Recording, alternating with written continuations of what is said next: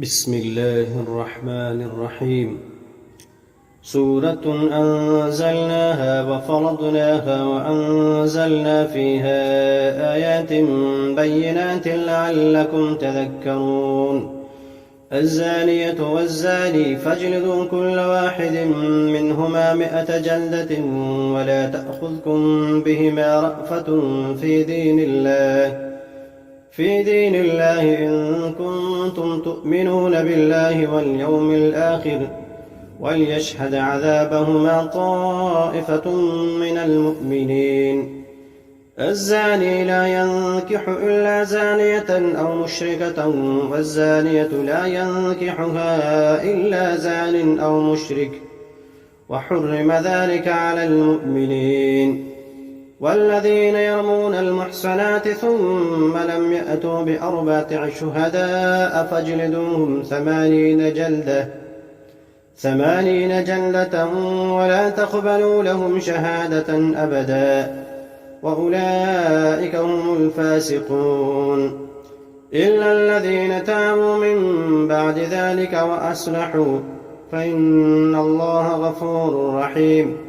والذين يرمون أزواجهم ولم يكن لهم شهداء إلا أنفسهم فشهادة أحدهم 4 شهادات بالله إنه لمن الصادقين. والخامسة أن لعنة الله عليه إن كان من الكاذبين. ويدرأ عنها العذاب أن تشهد 4 شهادات بالله إنه لمن الكاذبين. والخامسة أن غضب الله عليها إن كان من الصادقين. ولولا فضل الله عليكم ورحمته وأن الله تواب حكيم. إن الذين جاءوا بالإفك عصبة منكم لا تحسبوه شرا لكم بل هو خير لكم لكل امرئ منهم ما اكتسب من الإثم والذي تولى كبره منهم له عذاب عظيم.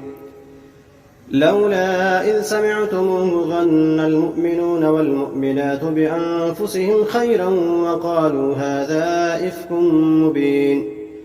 لولا جاءوا عليه ب4 شهداء فإذ لم يأتوا بالشهداء فأولئك عند الله هم الكاذبون.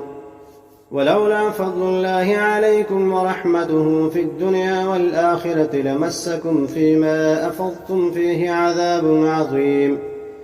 إذ تلقونه بألسنتكم وتقولون بأفواهكم ما ليس لكم به علم وتحسبونه هينا وهو عند الله عظيم.